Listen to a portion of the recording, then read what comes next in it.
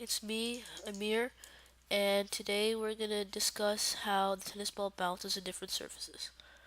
Now, let's first get to the tennis court, shall we?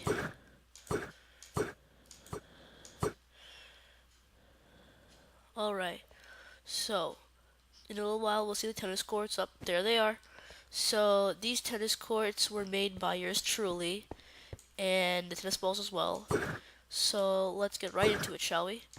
So, let's start with the clay courts. Now, these clay courts are the red ones right here, reddish orange slash brown.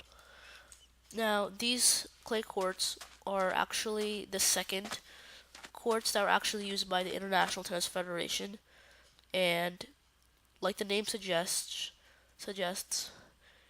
it's not made of clay. I'm sorry. It's made of crushed bricks and other mineral aggregates, but the overall result makes it really slippery. So when you get to the ball and you're like really like running for it, right? Let's say you're sprinting, gotta get to the ball. Then you hit the ball, but you still keep sliding for like a little bit afterward because all the little sand particles they make you like keep going, and you can't exactly stay still on it. So this means you have to be like really athletic and all that.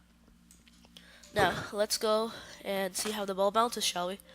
The ball is raised 8 blocks from the ground level, and that's the highest that I raised.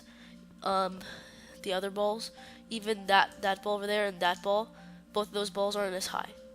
Do you know why? Clay bounces the highest. Alright, next. No, I'm just kidding. Clay does bounce the highest, but it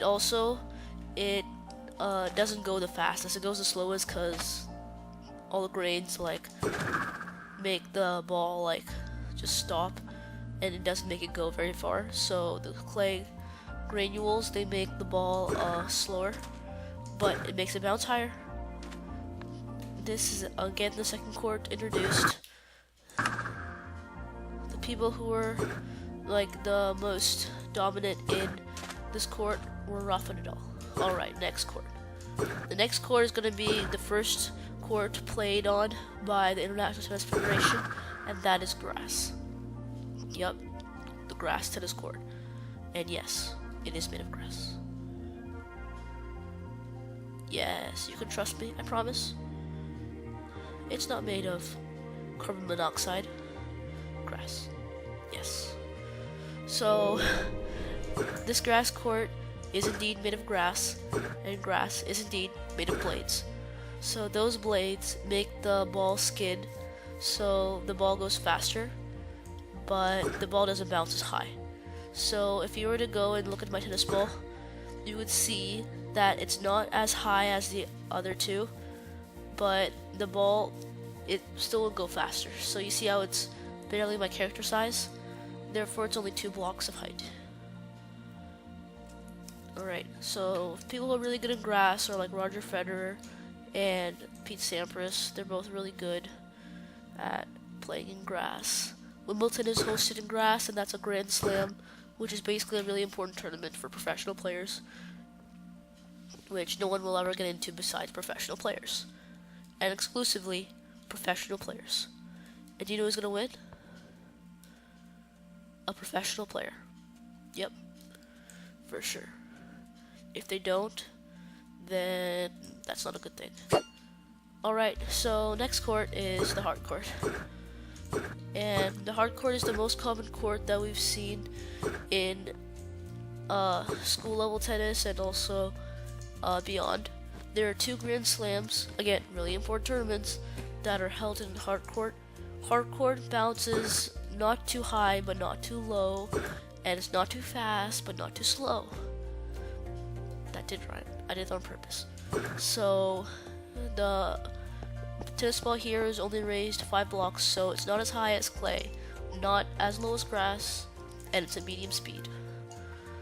Players like Djokovic are really dominant here, and that is that for the hard court.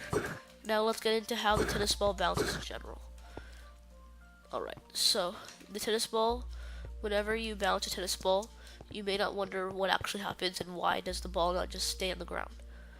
Well, what the ball does is that whenever the ball makes contact with the ground, let's assume that all of this, all of the blocks that are underneath the dirt right here, let's assume they're all touching the ground on a flat, right? All the air that would have been in here is transferred up in there, and that causes this air to be more pressurized, which makes it go up. That is how a tennis ball bounces, and it's explained by Hooke's law. And it also states, Hooke's law also states how the force that you put into the ground and the pressure that's transferred up here is directly proportional to how much bounce you get up. So how much bounce you get after you apply the force. Now let's talk about the different accessories in the tennis court.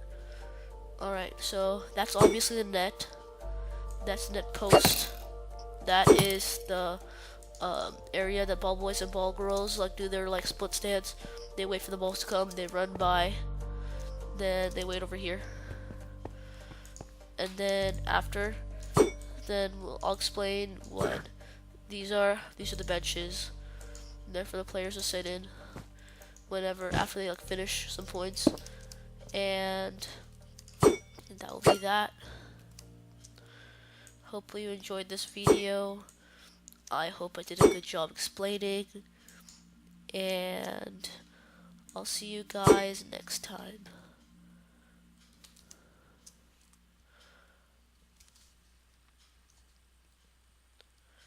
P.S. Eat your apples. Enchanted ones.